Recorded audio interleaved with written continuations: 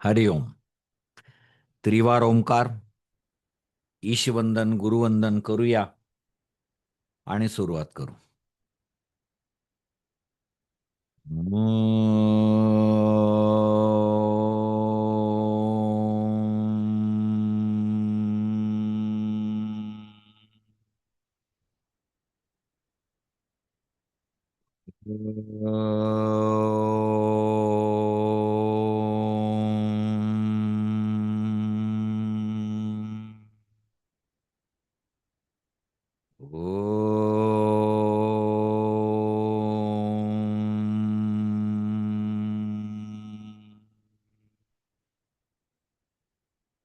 योगेन चित्तस्य पदेन वाचां मलं शरीरस्य च वैद्यकेन योपाकरोत्तं प्रवरं मुनीनां पतंजलिं प्राञ्जलिरानतोऽस्मि. गुरुर्ब्रह्मा गुरुर्विष्णू गुरुर्देवो महेश्वरः गुरुः साक्षात् परब्रह्म तस्मै श्री गुरवे नमः. ओम पूर्णमदः पूर्णमिदं पूर्णात् पूर्णमुदच्यते पूर्णस्य पूर्णमादाय पूर्णमेवावशिष्यते. ओम शांती शांती शांती. हरिओम. तुमच्या सर्वांमधील ईश्वरी तत्वाला माझं कृतज्ञतेने वंदन. एम.ए. योगशास्त्र सत्र 2. या सत्र 2 मध्ये पहिला विषय जो आहे तुम्हाला इंडियन फिलॉसॉफी अँड योगसूत्रे, आणि त्याच्या 4 मॉड्यूल्स आहेत. त्यापैकी मोक्ष संकल्पना काय आहे त्याचे आउटलाईन, हे सगळे आउटलाईन्सचे लेक्चर्स आहेत. हे तुमच्या कॉलेजमध्ये शिकवण्याच्या अगोदर होत आहेत. याचं कारण असं की तुम्हाला ते जास्त चांगलं कळेल. आणि प्रवेश घेतलेल्याने, अभ्यास वर्गात प्रवेश घेतलेल्याला ऑडिओ आणि मटेरियल पाठवायला सुरुवात झाली. सत्र 2च्या सुद्धा सत्र 4च्या विद्यार्थ्यांना पोहोचलं. ऑडिओ तर लगेच जातात आणि नोट्स कुरिअरने पाठवल्या जातात. तेव्हा आता हे आउटलाईनचे लेक्चर्स आहेत. याच्यामुळे तो विषय, त्याचा आत्मा कळतो, त्याचा गाभा आपल्याला समजतो. आणि आपला उद्देश काय आहे, परीक्षा देणं आणि सर्टिफिकेट मिळवणं, हा सेकंडरी इफेक्ट आहे.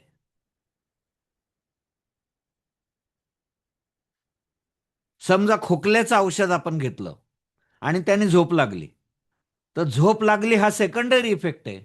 मुख्य खोकला बरा झाला पाहिजे. तसं योगविद्येचा अभ्यास का करायचा, परीक्षा द्यायचीच आहे आपल्याला. प्रमाणपत्र हे पतंजलींचं लव लेटर आहे, ते मिळवायचंच आहे आपल्याला. पण तो उद्देश नाही.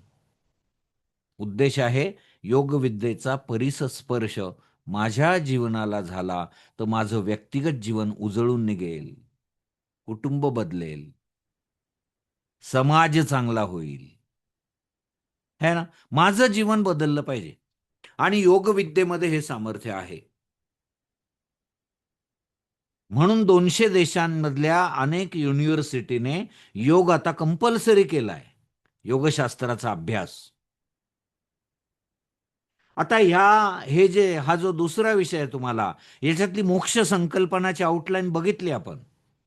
जीवनमुक्तांची पण सांगेल एका व्याख्यानात. हे पहिले आउटलाईनचे लेक्चर्स होऊ द्या, मग नंतर आपण शंका निरसनाचे लेक्चर्स घेणार आहोत. मग त्यावेळेला तुम्हाला त्या त्या तोपर्यंत ते ऑडिओज ऐकून झालेले असतील, नोट्स वाचून झालेले असतील, आणि मग त्याच्यावर तुम्ही शंका विचारायला नाही, आम्ही उत्तर देऊ, मी चैतन्य सर. किती मजा येईल. असा अभ्यास करत करत जायचं आपल्याला. एप्रिलमध्ये होईल परीक्षा असा अंदाज आहे माझा, पण शक्यतो मे मध्येच जाणार आहे ती परीक्षा. आहे अजून 4-4.5 महिने आहेत. त्यामुळे मस्त ऑडिओ ऐकायला लागले असाल तुम्ही, असं मी गृहीत धरतो. याच्यामध्ये एक मॉड्यूल असं आहे की इंट्रोडक्शन टू सांख्य फिलॉसॉफी, आणि त्याचे 5-6 मुद्दे दिलेले आहेत. आता त्याची आउटलाईन मी तुम्हाला सांगतो. सांख्य फिलॉसॉफीचा परिचय असं एक मॉड्यूल आहे. प्रत्येक मॉड्यूलला 20 मार्क आहेत, असं गृहीत धरा. आता ते कसे ऍडजस्ट करतील ते पाहू आपण. पण सांख्य, आता सांख्य दर्शन हे खूप मोठं आहे हो. कपिल मुनींनी सांख्य दर्शन दिलं. भारतातलं सगळ्यात प्राचीन दर्शन म्हणजे सांख्य दर्शन. कपिल मुनी हे कदंब ऋषींचे पुत्र, अनुसयाचे बंधू, अत्री ऋषींचा, सॉरी, दत्तांचा मेहुणा. तेव्हा हे कपिल मुनी यांनी सांख्य प्रवचन सूत्र नावाचा ग्रंथ लिहिला आणि त्याच्यात हे सांख्य दर्शन मांडलं. पण दुर्दैवाने आपले अनेक ग्रंथ नष्ट झालेले मूर्ख आक्रमकांमुळे. नालंदा, तक्षशिला ही विद्यापीठं जाळली त्यांनी. त्यात कोट्यावधी ग्रंथ जळून गेले. त्यात हा ग्रंथही नष्ट झाला, कपिल मुनींचा सांख्य प्रवचन सूत्र. मग आपल्याला कसं कळालं सांख्य दर्शन? तर इसवी सन 2ऱ्या शतकामध्ये एक खूप मोठा सांख्य तज्ज्ञ होऊन गेला. त्याचं नाव ईश्वर कृष्ण. त्या ईश्वर कृष्णांनी 72 कारिका लिहिल्या. त्याला सांख्य कारिका म्हणतात. माझ्याकडे आहे ते पुस्तक, सांख्य कारिका. आणि त्याद्वारे सांख्यदर्शन आपल्यापर्यंत आलं. आता याचं इंट्रोडक्शन आपल्याला करायची आहे, तर काय आहे सांख्यदर्शन? कपिल मुनींनी लिहिलेलं आहे. त्याच्यामध्ये काय आहे माहिती का? प्रकृतीच्या तत्वांची संख्या सांगितलेली, म्हणून त्याला सांख्य म्हणतात. फिगर. प्रकृतीचे 24 तत्व आहेत.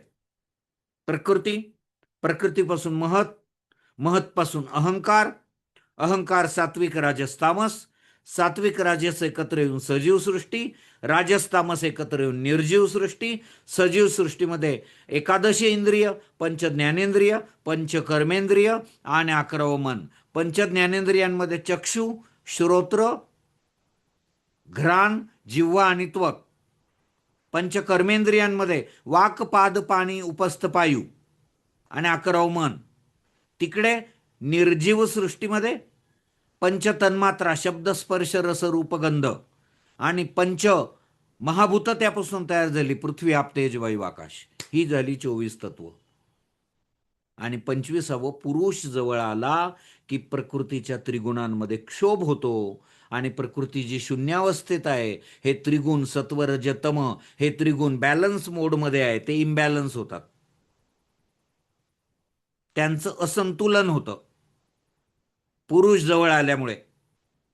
आणि ते जे असंतुलन होतं त्यातून जगताची निर्मिती होते. ही सगळी या एकादश इंद्रियांच्या साह्याने आपण त्या पंचमहाभूतांचा उपभोग घेत असतो, हेच जीवन. तेव्हा ही प्रकृतीपासून 24 तत्व झाले आणि पुरुष 25वा. असे 25 तत्व सांख्यांनी सांगितले, म्हणून त्याला सांख्यदर्शन म्हणतात. मग त्यांचे काही प्रमुख वाद आहेत, इझम्स सांख्यांचे. त्यात आहे सत्कार्यवाद, द्वैतवाद, त्रिविध दुःख, 25 तत्व, निरीश्वरवाद वगैरे वगैरे.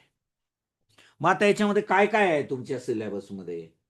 तर पहिल्यांदा सिलेबसमध्ये तुमच्या प्रकृती आणि पुरुष. मग आता प्रकृती. मग आता ही प्रकृती कशी आहे?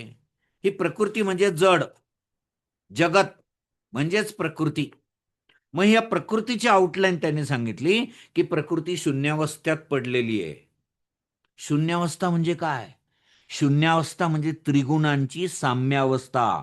नीट लक्ष द्या, हे लेक्चरचं रेकॉर्डिंग पण आम्ही तुम्हाला परत आपल्या चॅनलवर अपलोड करणार आहोत, त्यामुळे तुम्हाला पुन्हा वारंवार ऐकता येईल. ते आउटलाईन समजणं खूप महत्वाचं. त्यामुळे प्रकृती जी आहे ती जड आहे, तिच्यात त्रिगुण आहेत, सत्व रज तम, आणि ते बॅलन्स आहेत, संतुलन. पुरुष जवळ आला की प्रकृतीच्या या त्रिगुणांमध्ये इम्बॅलन्स होतो, स्टिम्युलेशन होतं, क्षोभ होतो, वास्तविक प्रकृती कशी आहे? जड आहे, लाखो वर्ष पडून राहिलेली, अतिसूक्ष्म आहे. प्रकृती अतिसूक्ष्म आहे. पंच ज्ञानेंद्रियांच्या कक्षेत पण ती येत नाही. ती अतिसूक्ष्म आहे. अत्यंत सूक्ष्म तत्व म्हणजे प्रकृती. आणि त्या प्रकृतीपासून मग पुढे महत तयार होत. त्रिगुणांमध्ये काय झाला? क्षोभ झाला की नाही? म्हणजे महत तत्व तयार झालं. महत म्हणजे काय? बुद्धी. हा, आधी बुद्धी तयार झालीये. पुढे शेवटी सजीव तयार झालेत. तुम्ही म्हणाल हे काही पटत नाही बा. आधी बुद्धी तयार होते, मग सजीव. वास्तविक कॉमन सेन्स काय सांगतो आपला? की आधी सजीव तयार होतो, मग बुद्धी. मान्य आहे ना तुम्हाला? इतक्या खोलात जाऊन तर तुम्हाला कोणी सांगूच शकत नाही. कोणाला प्रश्न पडलाय हा? मला पडला होता अभ्यास करताना, की प्रकृतीपासून महत कसं काय तयार होता आधी?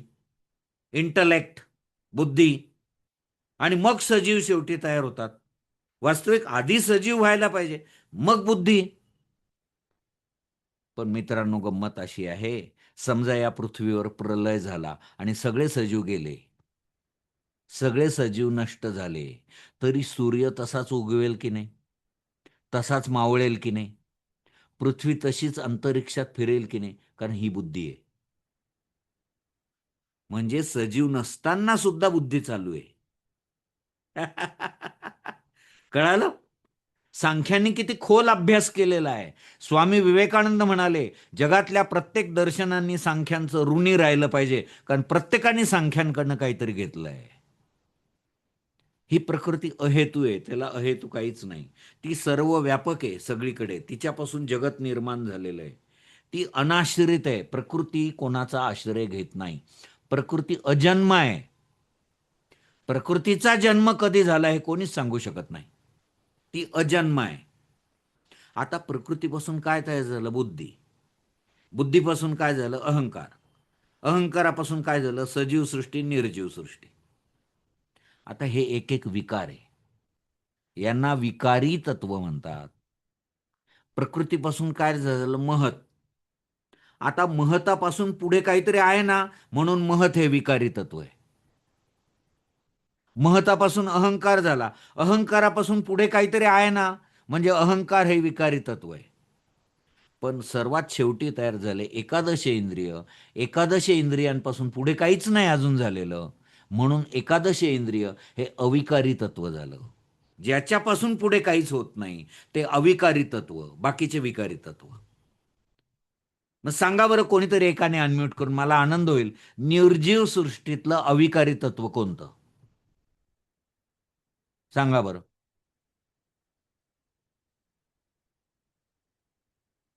सर्वात शेवटी तयार झालेलं पंचमहाभूत. बाकी सगळे विकारी तत्व आहे आणि पंचमहाभूत हे अविकारी तत्व आहे. तेव्हा असा सगळ्या प्रकृतीचा अभ्यास आपल्याला करायचा आहे थोडक्यात. आणि नोट्समध्ये तो खूप छान आहे, मुद्दे काढून दिलेले, आकृती तयार करून दाखवलेली आहे, आणि ऑडिओजमध्ये हे शिकवलेलं आहे. तेव्हा अशा पद्धतीने हे अभ्यास आपल्या, तुम्ही कॉलेजमध्ये शिकवण्याची वाट पाहायचीच नाही, आत्तापासूनच अभ्यासाला सुरुवात करायची. प्रिपेअर्ड. माझ्याकडे काल एक विद्यार्थी आले, माझे मित्र आहेत, चौथ्या सत्राचे आहेत ते. त्यांनी सांगितलं, ऑलरेडी सर 2 विषयांचा अभ्यास झाला माझा, तुमच्या मटेरियल लगेच आलं माझ्याकडे. आणि त्या सॉरी, 1 विषयाचा अभ्यास झाला माझा पूर्ण. त्याच्या सगळ्या ऑडिओज ऐकल्या, व्हिडिओज पाहिल्या, 2-3 दिवस सुट्टी टाकली आणि सगळा अभ्यास करून टाकला एका विषयाचा. अशी भूक पाहिजे. तेव्हा प्रकृती. नंतर दुसरं काय आहे तुमच्या अभ्यासक्रमामध्ये? पुरुष. पुरुष म्हणजे कोण? आत्मा, जीव, याला पुरुष म्हटलेलं आहे. महापुरुष कसा आहे? चेतन आहे, चेतन. मी तुमच्याशी बोलतोय की नाही? तुम्ही ऐकताय की नाही? मी हातवारे करतोय की नाही? माझ्या डोळ्यांना दिसतंय की नाही? माझ्या कानाला ध्वनी ऐकू येतोय की नाही? हे चेतन आहे, स्पिरिट. प्रकृती अचेतन आहे, पुरुष मात्र चेतन आहे. चेतना म्हणजे प्रतिसाद देणारा. प्रेत प्रतिसाद का देत नाही? त्यातनं पुरुष निघून गेलेला आहे म्हणून. नाही तर प्रेतामध्ये सगळं आहे. शंकराचार्य तेच सांगतात, प्रेतात सगळं आहे, जसंच्या तसं. 15 ट्रिलियन पेशी तशाच, डोळे कान सगळं आहे प्रेताला, पण प्रेत प्रतिसाद नाही देऊ शकत, एक्सप्रेस नाही होऊ शकत. का? त्यातलं पुरुष गेला निघून. कारण पुरुष चेतन आहे. शरीर प्रकृतीपासून बनलेलं आहे, ते अचेतन आहे. कळतंय तुम्हाला? अरे सूर्यप्रकाश इतकं स्पष्ट करून मी तुम्हाला सांगतोय. पुरुष निस्त्रैगुण्य आहे. म्हणजे काय? तो सत्व रज तम या त्रिगुणांच्या पलीकडे आहे. बाकी सगळं जगत बघा त्रिगुणांनी भरलेलं आहे, कमी अधिक मिश्रण. आपल्या शरीरात सुद्धा त्रिगुण आहेत, सत्व रज तम. हा, यांचं प्रमाण कमी जास्त असेल. भिंतीमध्ये पण त्रिगुण आहेत, या लॅपटॉपमध्ये पण त्रिगुण आहेत. ते त्रैगुण्य आहे. प्रकृती हे निस्त्रैगुण्य आहे. पुरुषाला सत्व नाही, रज नाही, तम नाही. तो या त्रिगुणांच्या पलीकडे. कसा? ते आज हे काय मी शिकवत नाहीये तुम्हाला, हे मी तुम्हाला आउटलाईन सांगतोय. तो अकर्ता आणि अभोक्ता आहे. तो काही करत नाही, तो काही भोगत नाही. शरीर भोगत असतं, शरीर करत असतं. शरीराकडनं तो कर्म करवून घेतो. हा, त्याची शक्ती पुरवतो तो. परमात्म्याने आत्म्याला शक्ती दिलेली असते. आत्मा आपल्या शरीराला शक्ती देतो, आत्मा मनाला शक्ती देतो, मन शरीराला शक्ती पुरवतो. ही साखळी आहे.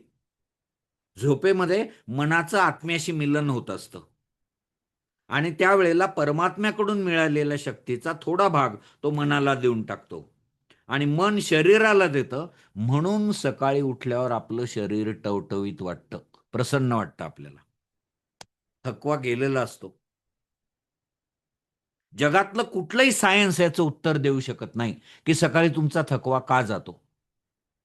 याचं आध्यात्मिक उत्तर एकच आहे की सुषुप्तीमध्ये, गाढ झोपेमध्ये आत्म्याचं आणि मनाचं मिलन होतं आणि परमात्म्याकडनं घेतलेली शक्ती आत्मा मनाला थोडीशी देतो आणि मन शरीराला देतं. म्हणून सकाळी उठल्यावर शरीराचा थकवा गेलेला असतो. किती छान आहे हो. हा, सुखदुःखांच्या पलीकडे आहे आत्मा. वास्तविक काय माहिती का, हे सुखदुःख शरीराचे आहेत सगळे. पण आत्म्याचं प्रतिबिंब बुद्धीत पडलेलं आहे ना. बुद्धी शरीराचा भाग आहे, बुद्धी प्रकृतीपासून तयार झालेली आहे. त्या आत्म्याचं प्रतिबिंब बुद्धीत पडलेलं आहे, म्हणून आत्म्याला भास होतो की हे सुख दुःख माझं आहे. हे सुख दुःख आपले नाहीच आहेत, शरीराचे आहेत ते. हा शरीर म्हणजे काय? माझ्यातल्या पुरुषाला, माझ्यातल्या आत्म्याला रेंटल बेसिसवर राहायला मिळालेला फ्लॅट. ऍग्रीमेंट संपलं की हा फ्लॅट सोडून द्यायचा आहे. यापूर्वी लाखो शरीर आपण घेतले, लाखो जन्म आपले झाले, लाखो शरीर आपण सोडून दिले. त्यामुळे शरीराला जर काही झालं, मनाला जर काही झालं, तर कशाला रडायचं आणि बोंबलायचं? ते आपलं नाहीच आहे ना. मी अविकारी आहे, शरीर विकारी आहे, प्रकृती विकारी आहे. शरीर, आत्मा किंवा पुरुष अविकारी आहे, सुखदुःखांच्या पलीकडे आहे. पुरुष अनेक आहेत. जगात जितके सजीव आहेत तितके पुरुष आहेत. प्रकृती एकच आहे, प्रकृती सगळ्यांमध्ये भरलेली, पण पुरुष मात्र अनेक आहेत. नाही तर प्रत्येकाचा जन्म, सगळ्यांचा जन्म एकाच वेळेला झाला असता, सगळ्यांचा मृत्यू एकाच वेळेला झाला असता. असं होतं का? नाही. म्हणजे पुरुष अनेक आहेत. सोपं आहे हे सगळं. खूप तो मोक्ष हेतू प्रयत्न करताय. पुरुष म्हणजे आत्मा हा मोक्षासाठी प्रयत्न करतो. असे तुमच्या अभ्यासक्रमात आहे, त्याची आउटलाईन मी सांगतोय. पुढे काय मुद्दा दिलेला आहे? गुण कन्सेप्ट. गुण कन्सेप्ट म्हणजे हीच त्रिगुण सिद्धांत, सत्व रजतम. मग तो सत्व गुण कसा आहे? प्रकाश देणारा आहे, प्रकाशदायी आहे. नंतर तो कसा आहे? ऊर्ध्वगामी आहे, म्हणजे मनुष्याला वर घेऊन जाणारा आहे. नंतर तो कसा आहे? ज्ञान आकर्षक आहे. मला सांगा, लाखो लोकांमधून तुम्हीच का योगाकडे आले? कारण तुमच्यातला सत्वगुण वाढला. तो प्रकाशदायी आहे, तो ऊर्ध्वगामी आहे, तो ज्ञानाकर्षक आहे. रजोगुण कसा आहे? रजोगुण अस्थिर आहे, चंचल आहे, दुःख निर्माण करणार आहे, क्रियाशील आहे. आणि तमोगुण कसा आहे? अधोगामी, माणसाला खाली घेऊन जातो, पापाचरण करून घेतो माणसाकडून, अधोगामी आहे. आणि ज्ञान विरोधी आहे, आणि तमप्रधान आहे, अंधकार देणार आहे. अशी गुण कन्सेप्ट आपल्याला बघायची आहे. पुढे अभ्यासक्रमात काय दिले आणखी? प्रकृती, पुरुष, गुण कन्सेप्ट, क्रिएशन. क्रिएशन कसं झालं सांगितलं ना मी तुम्हाला. विकासवाद, उत्क्रांती तत्व, कसं जगताची निर्मिती झाली. मग ते ऑडिओमध्ये खूप छान समजावलंय. इथे 2 मिनिटात सांगितलं मी तुम्हाला की प्रकृती होती, तिच्यात त्रिगुण होते. साम्यावस्थेमध्ये पुरुष जवळ आला आणि प्रकृतीच्या त्रिगुणांमध्ये क्षोभ उत्पन्न झाला आणि पहिलं विकारी तत्व तयार झालं, महत किंवा बुद्धी. महत किंवा बुद्धीमधून पुढचं विकारी तत्व तयार झालं, अहंकार. तो अहंकार 3 प्रकारचा होता, सात्विक, राजस, तामस. सात्विक आणि राजस अहंकार एकत्र आले, त्यापासून एकादश इंद्रिय, सजीव सृष्टी, त्यात एकादश इंद्रिय तयार झाले. पंच ज्ञानेंद्रिय, चक्षु, श्रोत्र, घ्राण, जिव्हा आणि त्वक. आणि पंचकर्मेंद्रिय तयार झाले, वाक, पाद, पाणी, उपस्थ, पायू. वाक म्हणजे वाणी, पाद म्हणजे पाय, पाणी म्हणजे हात, उपस्थ आणि पायू हे लैंगिक अवयव आहे. आणि 11 मन. तिकडे राजस आणि तामस अहंकार एकत्र आला आणि त्यापासून तन्मात्रा तयार झाल्या, सूक्ष्म आहेत त्या, शब्द, स्पर्श, रस, रूप, गंध. आणि मग शब्दापासून काय झालं? आकाश तत्व तयार झालं. स्पर्शापासून काय झालं? वायू तत्व तयार झालं. हे खूप छान शिकवलेलं आहे ऑडिओमध्ये. अत्यंत, इतकं सोपं करून कोणीच नाही सांगू शकत. ही परमेश्वराची आणि सद्गुरूंची कृपा. कारण आमच्या सद्गुरूंकडनं, माझे गुरु पूजनीय पांडुरंग शास्त्री यांच्याकडनं हे ऐकत आलो आम्ही वर्षानुवर्ष. आणि त्यामुळे हे इतकं सोपं करून सांगू शकतो. नाही तर हे आमचं नाहीच आहे. तेव्हा अशा पद्धतीने क्रिएशन आहे. नंतर मग सत्कार्यवाद आहे. सत्कार्यवाद म्हणजे काय? सत्कार्यवाद याचा अर्थ कशापासून काय घडतं मला सांगा. तिळापासून तेल तयार होतं. तीळ हे कारण झालं, तेल हे कार्य झालं. तिळापासून तेल तयार झालं. तीळ हे कारण, सोर्सला कारण म्हणतात आणि प्रॉडक्टला कार्य म्हणतात. मग सत्कार्यवाद काय सांगतो सांख्यांचा? की प्रॉडक्ट हे सोर्समध्ये अगोदरपासून अस्तित्वात असतं. हा सत्कार्यवाद आहे.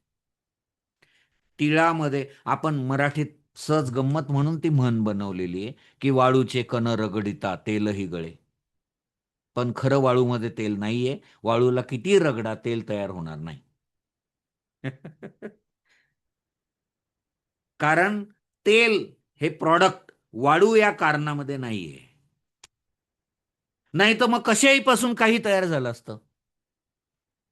मित्रांनो, तुमची सगळी केमिस्ट्री, सगळं रसायनशास्त्र या सत्कार्यवादाच्या सिद्धांतावर उभं आहे. मूलद्रव्यांच्या एकत्रीकरणातून काय तयार होतं. आणि वेदांत दर्शन तर पंचीकरण आणि अपंचीकरणाचा सिद्धांत सांगतं. आणि त्यापासून जगताची निर्मिती कशी झाली हे सांगतं. फार सुंदर आहे. तर त्यावेळेला तिळापासून तेल तयार होतं, कारण तेल हे तिळात अगोदरपासून अस्तित्वात होतं. दुधापासून दही तयार होतं, कारण दही दुधात अगोदरपासून अस्तित्वात होतं. कापसापासून वस्त्र तयार होतं, कारण वस्त्र कापसात अगोदरपासून अस्तित्वात होतं. असं सांख्यांचं स्पष्ट मान्य आहे. हे सगळ्या दर्शनांनी स्वीकारलंय. याला सांख्यांचा सत्कार्यवाद म्हणतात. आणि शेवटी कैवल्य दिलेलं आहे. हे विद्यापीठाची चूक आहे. आम्ही त्यांना सांगितलं बरं का, की अहो कैवल्य खाली पाहिजे योगामध्ये. ते म्हणाले नाही नाही, सांख्य आणि योग एकच आहे. काहीतरी उत्तर देतात. ठीक आहे, एक एक जरी असले तरी कैवल्य ही योगाची कन्सेप्ट आहे. ती त्यांनी सांख्य याच्यात टाकली आणि स्वतःची चूक मान्य करायला तयार नाही. जाऊ द्या, नमस्कार. पुढचं मॉड्यूल तुमचं आहे ते म्हणजे सायलेंट फीचर्स ऑफ योग फिलॉसॉफी. हे रिपीट झालेले आहेत. सायलेंट फीचर्स ऑफ योग फिलॉसॉफी. याच्यात काय? डेफिनेशन ऑफ योग, नंतर योग आणि सांख्य रिलेशन, नंतर चित्तवृत्ती, क्लेश आणि चित्तप्रसादन असे 5 मुद्दे दिलेले आहेत. हे तुम्हाला अभ्यासाला आहेत. मग आता डेफिनेशन ऑफ योग म्हणजे योगाची व्याख्या. मग योगाची व्याख्या काय आहे? योगाची व्याख्या योगश्चित्तवृत्ती निरोध. योग म्हणजे चित्तवृत्तींचा निरोध. मग चित्तवृत्ती म्हणजे काय हो? तर आपला प्राण जो आहे ना, तो श्वासोश्वासाबरोबर आत बाहेर आत बाहेर आत बाहेर करत असतो.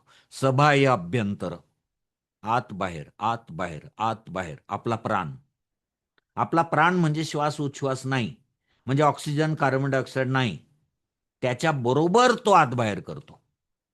आपण जेव्हा उच्छ्वास सोडतो ना, तेव्हा CO2 सोडतो आपण. पण CO2 म्हणजे प्राण नाहीये. CO2च्या बरोबर प्राणशक्ती बाहेर जाते. किती बाहेर जाते? 12 अंगुली.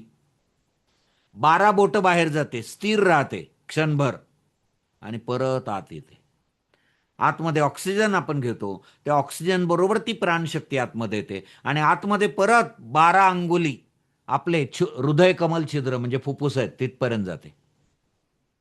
ही प्राणशक्ती आत बाहेर आत बाहेर आत बाहेर आत बाहेर करत असते. ही प्राणशक्ती. कळालं? आता ही प्राणशक्ती आतबाहेर आतबाहेर आतबाहेर करत असते. या प्राणशक्तीच्या आतबाहेर होण्यामुळे विचारांचे तरंग तयार होतात आणि चित्त उत्पन्न होतं.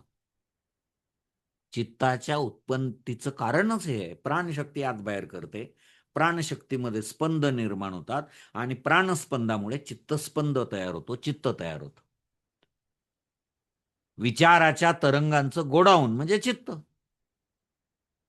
शास्त्रज्ञ सांगतात की एका दिवसात सुमारे 60,000 विचार येतात आणि जातात.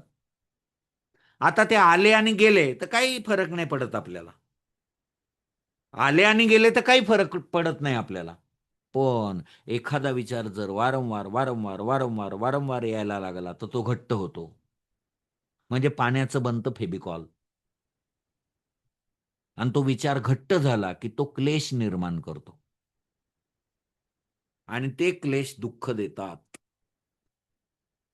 म्हणजे विचारांना घट्ट होऊ देऊ नका. त्यासाठी तर योग साधना आहे. एखाद्या जवळच्या व्यक्तीचा मृत्यू झाला, रोज तोच विचार आला, तोच विचार आला, तोच विचार आला, तो सोडून द्या ना. आपण एका डब्यातले प्रवासी आहोत, ज्याचं स्टेशन आलं तो उतरून जाणार आहे. ठीक आहे बाबा, जा सुखाने, हॅपी जर्नी. सोडून द्या. योगी या स्थितीपर्यंत आला पाहिजे. अर्जुन ज्या वेळेला युद्धामध्ये अर्जुन म्हणाला, हे केशवा, माझा रथ दोन्ही सैन्यांच्या मध्ये उभा कर, मला पाहू दे माझ्याशी लढायला कोण कोण आलेत. तेव्हा श्रीकृष्णाने त्यांचा रथ दोन्ही सैन्यांच्या मध्ये नेला आणि अर्जुनाने समोर पाहिलं, अरे हे तर माझे गुरु, हे माझे पितामह, हे माझे भाऊ, हे माझे काका, हे माझे मामा. अब हे सगळे यांना मारू मी. आणि त्याला आलं डिप्रेशन. तो म्हणाला, नको, सिदंती मम गात्रानी मुखम च परिशुष्यती. माझे गात्र थरथर करताय. गांडीवम संस्रते हस्तम. गांडीव धनुष्य हातातनं गळून पडले, मला नाही लढायचं. याच्यापेक्षा मी भीक मागून जगेल. या आप्त स्वकीयांच्या रक्तामासाच्या चिखलात रुतलेलं सिंहासन मला नको. कृष्ण तिथे नसते तर अर्जुन कमंडलो घेऊन हिमालयात गेला असता निघून. कृष्ण उभे राहिले आणि 2.5 तासात त्यांनी गीतेचं अलौकिक तत्वज्ञान सांगितलं. कित्येक जण म्हणतात, असं कधी होईल का हो? तोपर्यंत ते सैनिक काय शांत बसले का? अहो, कृष्ण महापराक्रमी होते. त्यांना लोक अत्यंत घाबरत होते. काय बिशाद आहे कृष्ण बोलत असताना कोणाची युद्धाला सुरुवात करायची. आणि कृष्ण आणि गीतेचं सुरुवातीला 2ऱ्या अध्यायाच्या 10व्या श्लोकापर्यंत अर्जुन रडलाय. 2ऱ्या अध्यायाचा 10वा श्लोक अर्जुनाचं रडणं आहे, रडणं. आणि 11व्या श्लोकापासून नानु शोचंती पंडिता, हा, पंडित लोक शोक करत नाहीत एखाद्याच्या मृत्यूचा. यांना मी आधीच मारून ठेवलेलं आहे. निमित्त मात्रम भवसव्यसाची. तुला निमित्त व्हायचं की नाही? कारण हे यांचा गुन्हा एकच, हे चुकीच्या पक्षाला जाऊन उभे राहिले, असत्याच्या बाजूने उभे राहिले, त्यामुळे त्यांना मारलं पाहिजे. तुला करायचं नसेल युद्ध तर मी एका मिनिटात यांना मारून निघून जाईल द्वारकेला. तुला निमित्त व्हायचं की नाही ठरव. तुला तुझं कर्तव्य कर्म करायचं की नाही संस्कृतीसाठी ठरव.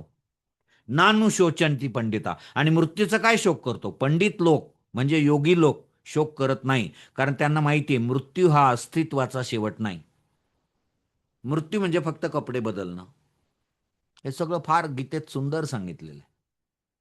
तेव्हा अशा पद्धतीने मग मग हे विचार तेच तेच परत आले तर ते घट्ट होतात. समजा मोठा ऍक्सिडेंट तुम्ही पाहिला किंवा जवळच्या व्यक्तीचा मृत्यू झाला, परत परत तोच विचार येत राहिला तर तो तेवढाच डॅमेज करतो जेवढा पहिल्यांदा. प्रत्येक वेळेला तेवढंच नुकसान आपल्या शरीर मनाचं होतं, तेवढाच डॅमेज होतो. त्याला चित्तवृत्ती म्हटलेलं आहे. आणि या चित्तवृत्तींचा निरोध करणं म्हणजे योग. ही डेफिनेशन ऑफ योग आहे. ही योगाची व्याख्या आहे. योगश चित्तवृत्ती निरोधा. चित्तवृत्तींचा निरोध करणं. मग आता सगळा निरोध करणं एकदम शक्य नाहीये. सुरुवातीला काही जन्म सात्विक वृत्ती तशीच ठेवा. भजन करणे, पूजन करणे, भगवंताची प्रार्थना, मंदिरात जाणे, शास्त्र ग्रंथांचं वाचन करणे, चांगले व्याख्यानं ऐकणे, सत्संग करणे, हे बंद नाही करायचं. ही सात्विक वृत्ती आहे. राजसिक आणि तामसिक आपोआप गौण. तुमचा सगळा दिवस सात्विक वृत्तीत बुडवून टाका. सकाळी उठल्यावर स्नान वगैरे सगळं झालं की योगाभ्यास 1 तास, मग 1 तास प्रार्थना, मग जेवण झालं की ऑफिसला दुकानात जायचं, तोपर्यंत स्तोत्र किंवा एखादं देवाचं नाव घेत राहायचं. काम करताना चांगले विचार करायचे. संध्याकाळीला हातपाय धुवून जेवायला बसलं की नंतर चांगल्या धर्मग्रंथांचं वाचन करायचं, एखादं चांगलं प्रवचन ऐकायचं किंवा मित्रांमध्ये चांगल्या गप्पा गोष्टी करायला जायचं, चांगले सिद्धांत त्यांना समजावून सांगायचे. सगळं जीवन तुमचा दिवस सगळा जर तुम्ही सात्विक वृत्तीत बुडवला तर राजसिक आणि तामसिक वृत्तीला जागाच राहणार नाही. म्हणजे पहिल्यांदा निरोध कोणाचा करायचा? राजसिक आणि तामसिक वृत्तीचा. आणि मग शेवटच्या जन्मात निरोध कोणाचा करायचा? त्या उरलेल्या सात्विक वृत्तीचा. आणि अशा रीतीने सर्व वृत्तींचा निरोध झाला की आपल्याला काय मिळतं? कैवल्य. आपल्याला कैवल्य प्राप्त होतं. त्यामुळे डेफिनेशन ऑफ योग म्हणजे योगश्चित्तवृत्ती निरोधा. मग पुढे योगाचं आणि सांख्यांचं रिलेशन काय आहे? रिलेशन इतकं सोपं आहे. हे समान तंत्र दर्शन आहे. हे समान तंत्र म्हणजे याला पूरक दर्शन असे म्हणतात. का बरं पूरक दर्शन म्हणतात याला? तर याचं कारण असं आहे की पूरक दर्शन याला म्हणतात, याचं कारण योगामध्ये आणि सांख्यांमध्ये खूप साम्य आहे. सांख्यांचे सगळे सिद्धांत योगाने जसेच्या तसे स्वीकारले. सांख्यांचे सगळे सिद्धांत योगाने जसेच्या तसे स्वीकारलेले आहेत. आणि त्यामुळे योगाला सेश्वर सांख्य असंही म्हणतात.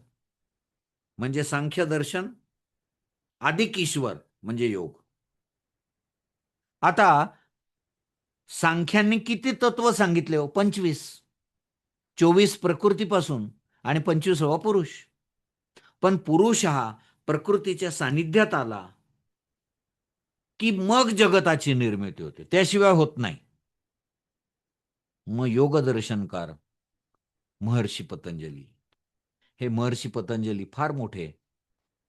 उज्जैन जवळ एक गोनार्त नावाचं गाव आहे.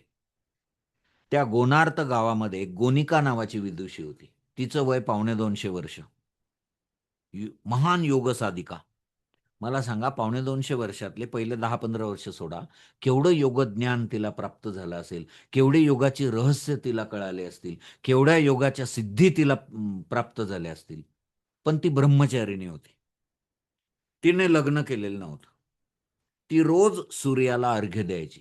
सूर्याला अर्घ्य देणे ही अत्यंत महत्त्वाची यौगिक प्रक्रिया आहे. पण आपल्याला अर्घ्य कसं देतात हेच माहीत नाही. तुम्ही अगदी अंघोळीच्या पाण्याचं अर्घ्य दिलं तरी चालतं. पूर्व दिशेकडे तोंड करायचं आणि नदीवर गेलात तर त्यावेळेला तर जास्त चांगलं. आणि तिथून सूर्याकडे बघायचं. समजा नदीचं पाणी तुम्ही घेतलं. आणि पूर्व दिशेला सूर्य आहे. सूर्याकडे बघायचं. त्या मधल्या गॅपमधून पाणी धार लागते खाली. त्या धारेतून सूर्य बघायचा. हां. आणि गायत्री मंत्र म्हणायचा. ओम भूर्भुवः स्वः तत्सवितुर्वरेण्यं भर्गो देवस्य धीमहि धियो यो न प्रचोदयात. मी रोज 108 वेळा म्हणतो सकाळी हा मंत्र. सिद्धासनामध्ये बसायचं. सिद्धासनमध्ये कसं, की दोन्ही पाय आपले जे आहेत, त्यातला एक पाय फोल्ड करायचा आणि आपल्या मूलाधारापाशी आणायचा. दुसरा पाय जो आहे तो त्या दुसऱ्या पायाच्या मांडी आणि जांघेच्या मध्ये ठेवायचा. हा खालचा पाय पण जांघ आणि मांडीच्या मध्ये ठेवायचा. ताठ बसायचं. हाताची ज्ञान मुद्रा. कमीत कमी 5 मिनिटं असं बसायचं शांत. तुम्ही जितके शांत व्हाल, तितक्या चित्तवृत्ती शांत होतील. करून बघा प्रयोग. रोज सकाळी आणि रात्री करायचा. 5 मिनिटं शांत बसायचं. नंतर मग काय करायची? 5 मिनिटं असं शांत बसायचं. हळूहळू श्वास घ्यायचा, हळूहळू श्वास सोडायचा. कारण हठप्रदीपिकेत लिहिलेलं आहे, की चले वाते चले चित्तम, निश्चलम निश्चले भवेत. जेवढा तुम्ही श्वास हळूहळू घ्याल, तेवढ्या चित्तवृत्ती शांत होतील. करून बघा प्रयोग 5 मिनिटं. आणि श्वासावर लक्ष द्यायचं. पाहिजे तर उलटे आकडे मोजायचे. 21 पासून किंवा 50 पासून.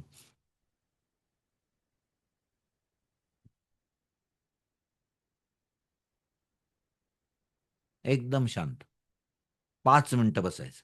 5 मिनिटं झाले, की हाताची षण्मुखी मुद्रा करायची. म्हणजे काय? तर एक वरचं बोट जे आहे ते आयब्रोवर ठेवायचं. दोन्ही बोटांनी डोळे बंद करायचे. त्याच्या खालचं बोट नाकाच्या खाली ठेवायचं. अंगठ्याने इकडचा कानाच्या जवळचा भाग जो आहे तो आतमध्ये दाबायचा. हळूच श्वास घ्यायचा आणि सोडताना भुंग्यासारखा आवाज करायचा. भ्रामरी प्राणायाम.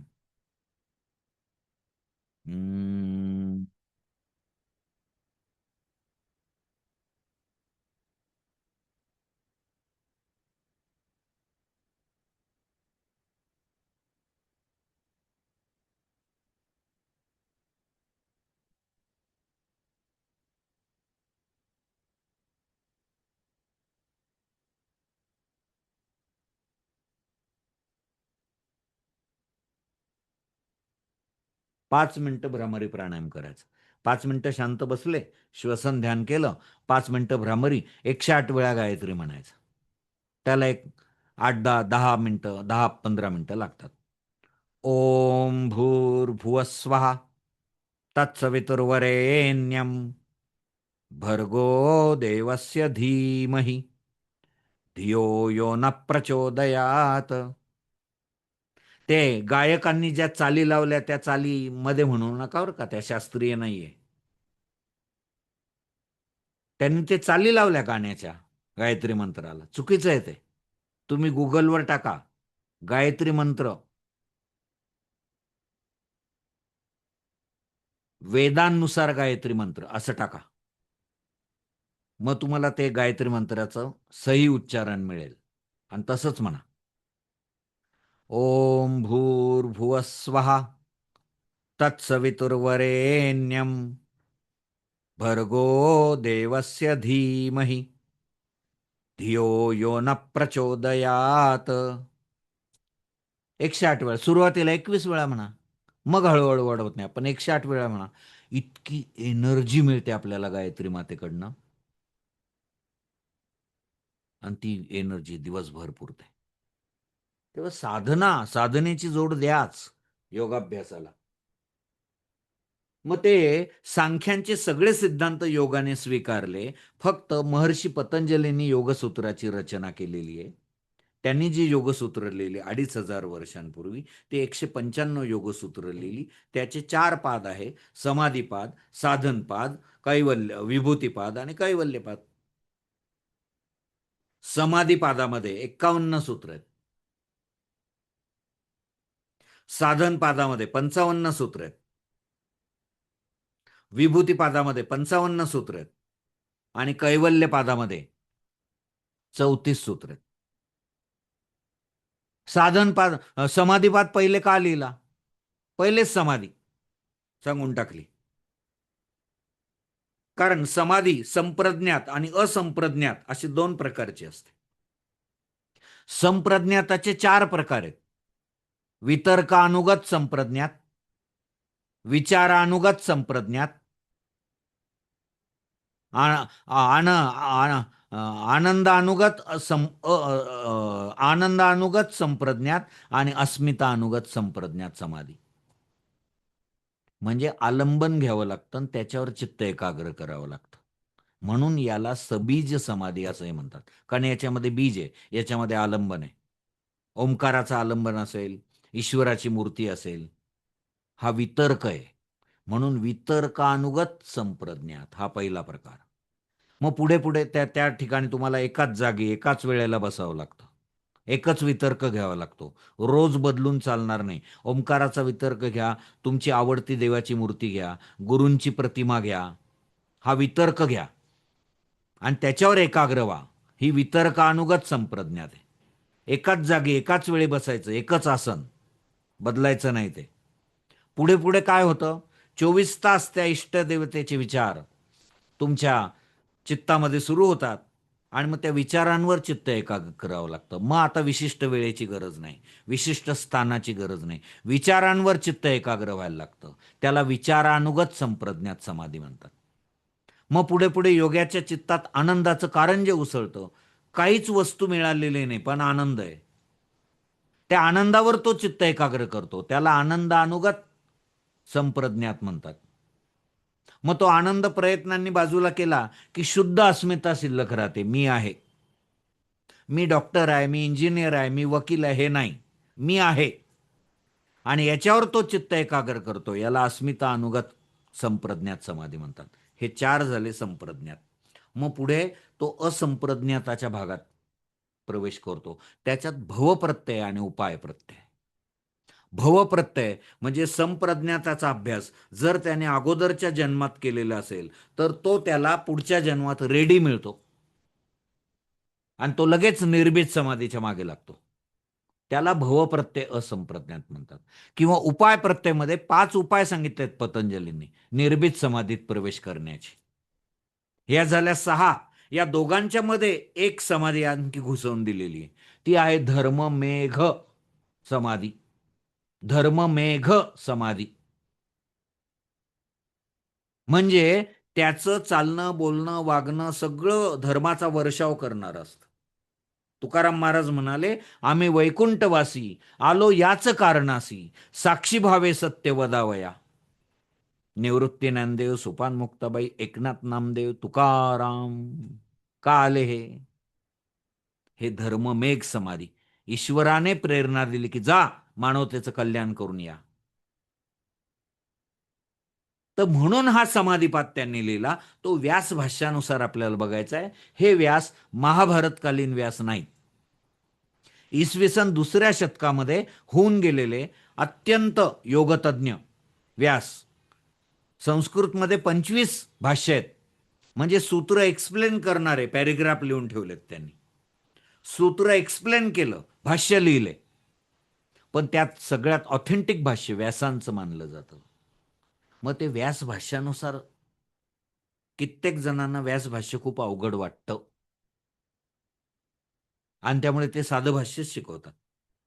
व्यास भाष्याचं कुठलंही पुस्तक घ्या तुम्ही, ते फ्रीमध्ये चक्कर आणणार आहे. पण आपल्या नोट्समध्ये इतकं सुंदर व्यास भाष्य प्रत्येक सूत्रावरचं लिहिलेलं आहे.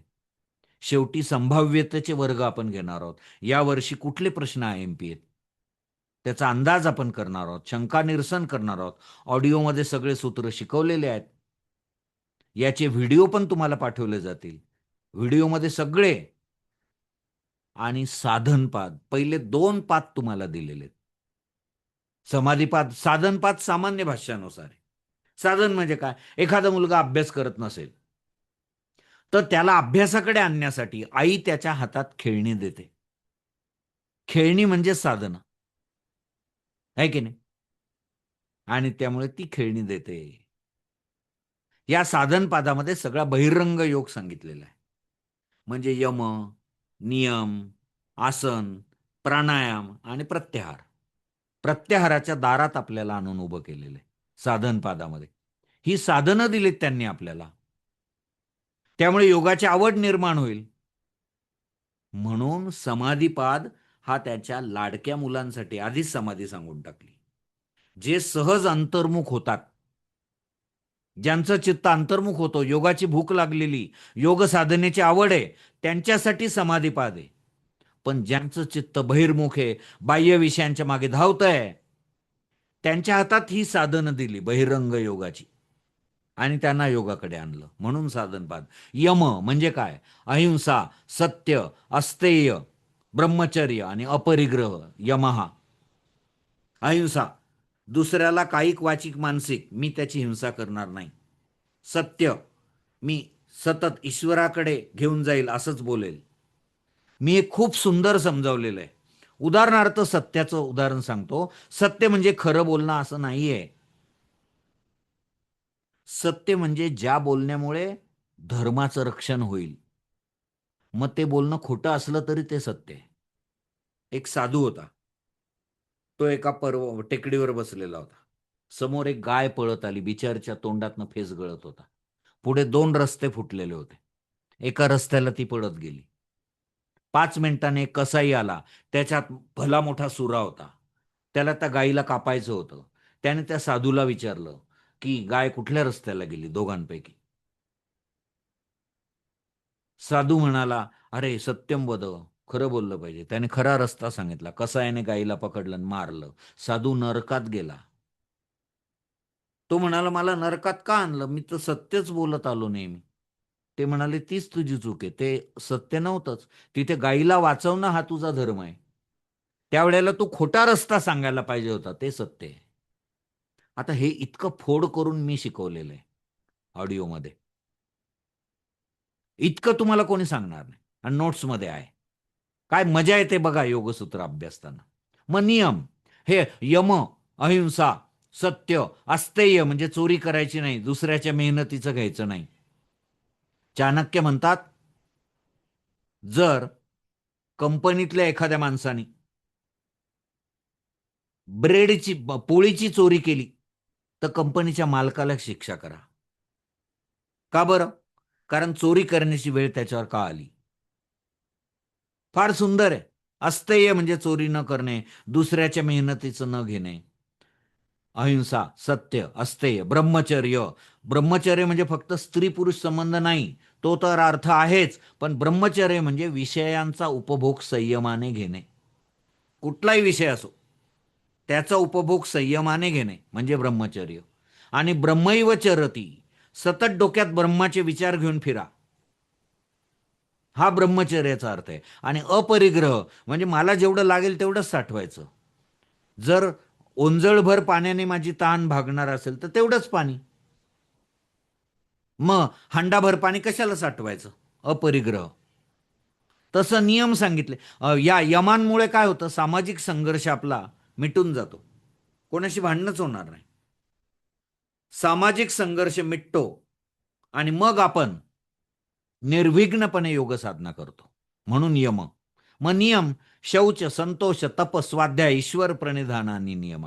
शौच म्हणजे अंतर्बाह्य शुद्धता. संतोष म्हणजे जसं देवाने ठेवलं तसं त्यात समाधान राहायचं. प्रयत्न करायचे, पण नाही मिळालं तर रडायचं नाही. त्याला संतोष म्हणतात. शौच, संतोष, तप म्हणजे तप कसं करायचं? जीवनातले सगळे द्वंद्व सहन करायचे, सुखदुःख सहन करायचे म्हणजे तप.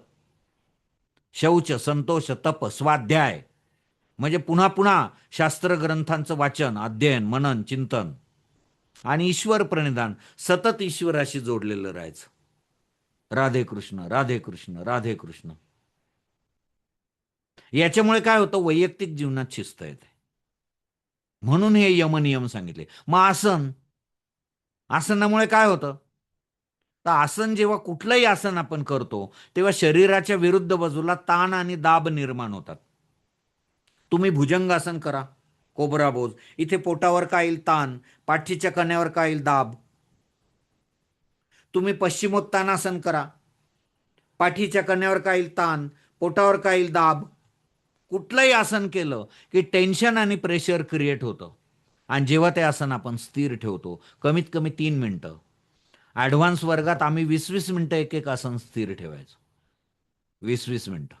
आणि आमचे गुरु, योग गुरु करून घ्यायचे आमच्याकडनं ते मंडलिक गुरुजी. तर हे आसन आपण स्थिर ठेवलं कमीत कमी 3 मिनिटं, की हे टेन्शन आणि pressure goes inside our body. ते आपल्या बॉडीच्या आतमध्ये जातात आणि ते आपल्या अंतर्गत अवयवांना स्टिम्युलेट करतात आणि आपल्या एंडोक्राईन ग्लँडला स्टिम्युलेट करतात. त्यामुळे शरीरातल्या क्रिया सुधारतात. म्हणून आसन. मग नंतर प्राणायाम म्हणजे प्राण विशिष्ट गतीने प्राणाची गती बदलायची विशिष्ट पद्धतीने. मग 8 प्रकारचे प्राणायाम आहेत. सूर्यभेदन उज्जाई, सूर्यभेदन उज्जाई, शीतली सितकारी तथा भस्त्रिका भ्रामरी मूर्छा प्लाविनित्यष्टकुंभकम. आपल्याला यातले 6 प्राणायाम करायला परवानगी आहे. शेवटचा प्लाविनी आणि मूर्छा आपण करायचा नाही. तो फक्त योगतज्ञांनी करायचा असतो, योगसिद्धांनी. कारण मूर्छा प्राणायाममध्ये बेशुद्ध पडायच्या अगोदर थांबायचं असतं. बेशुद्ध पडण्याची स्थिती येते आणि प्लाविनी म्हणजे पाण्यात खाली जाऊन प्राणायाम करायचा असतो. हे सामान्य माणसाने करायचे नाही. बाकीचे सूर्यभेदन उज्जाई, शीतली सितकारी, भस्त्रिका भ्रामरी हे 6 करा. या आता हा प्राण जो आहे आपला, या प्राण्याचं कनेक्शन डायरेक्ट युनिव्हर्सल पॉवर बरोबर आहे. म्हणून आपण जर प्राणायाम केला तर त्याच्याबरोबर आपल्या वायर कनेक्ट होतील, म्हणून प्राणायाम सांगितला. आणि नंतर प्रत्याहार हे साधन. प्रत्याहार म्हणजे काय? मनावर नियंत्रण करण्याचे उपाय. आपलं मन चंचल आहे. मर्कटस्य सुरापानम तस्य वृश्चिकदंशनम तद्मध्ये भूतसंचारम यद्वा तद्वा भविष्यते, असं मन आहे. मग त्या मनाला नियंत्रण करा. तुम्ही बघा, मी फॉर एक्झाम्पल आधुनिक काळातलं उदाहरण देतो. मॉलमध्ये तुम्ही जाता आणि 10-12 वस्तू उगीच विकत घेऊन येतात. मॉल म्हणजे नको असलेल्या वस्तू गळ्यात मारण्याचं ठिकाण. मग प्रत्याहार करा म्हणजे काय करा? जा उद्या मॉलमध्ये 2 तास फिरा मस्त एसी मध्ये.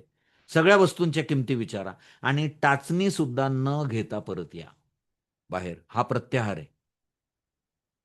मनावर नियंत्रण आणण्याचे उपाय आहेत आणि हे अनेक उपाय मी सांगितलेले आहेत. ऑडिओमध्ये शिकवलेला आहे प्रत्याहार.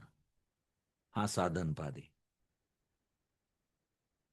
मग नंतर काय सांगितलं त्यांनी?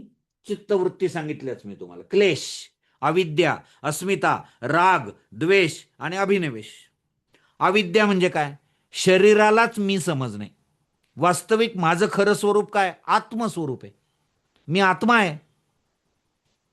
शंकराचार्य जेव्हा गोविंद यतींच्या शोधात गेले, गुरूंच्या 8 वर्षाचे होते. 4 वेद पाठ होते. गोविंद यतींची समाधी उतरली, एकटेच होते ते. त्यांनी बाळ शंकराला बोलवलं आणि म्हणाले, तू कोण आहेस? शंकराचार्य म्हणाले, मनोबुद्ध्यहंकार चित्तानि नाहम न च श्रोत्र जिव्हे न च घ्राण नेत्रे न च व्योम भूमिर्न तेजो न वायू चिदानंद रूप शिवोहम शिवोहम. 6 कडव्यात हे उत्तर दिलेलं आहे. याला निर्वाण षटक म्हणतात. मी रोज सकाळी हे म्हणतो. खूप सुंदर आहे. तेव्हा मी आत्मस्वरूप आहे. मग हे पंचक्लेश काय करतात? शरीर आणि मी हा एकच समजणं, ही अविद्या आहे. हा पहिला क्लेश आहे दुःख निर्माण करणारा. नंतर अस्मिता म्हणजे अहंकार. मी आव, मी त्याव, मी आव, याच्यातच माणूस मरून जातो, तो अहंकार. शुद्ध अस्मिता नाही, अशुद्ध अस्मिता. अहंकाराने गढूळ झालेली अस्मिता हा क्लेश आहे. अविद्येतून तो जन्माला आला. एका क्लेशातून दुसरा क्लेश जन्माला येतो, दुसऱ्यातून तिसरा, पुढे राग. राग म्हणजे आपल्याला जो गुस्सा येतो तो राग नाही. राग म्हणजे आसक्ती. जिलबी खाल्ली तर उद्या पण ही जिलबी मला मिळाली पाहिजे, परवा पण मिळाली पाहिजे, असं वाटणं म्हणजे राग. सुखकारक संवेदना निर्माण झाल्या की त्या परत परत मला मिळाल्या पाहिजे हे वाटणं म्हणजे राग. हा दुःख निर्माण करणार आहे. पुढे द्वेष, तिरस्कार वाटतो एखाद्यांना. प्रतिकूल संवेदना, पायात काटा घुसला, मग आता या रस्त्यानेच यायचं नाही, हा द्वेष आहे. आणि अभिनिवेश म्हणजे शरीरावर अत्यंतिक प्रेम.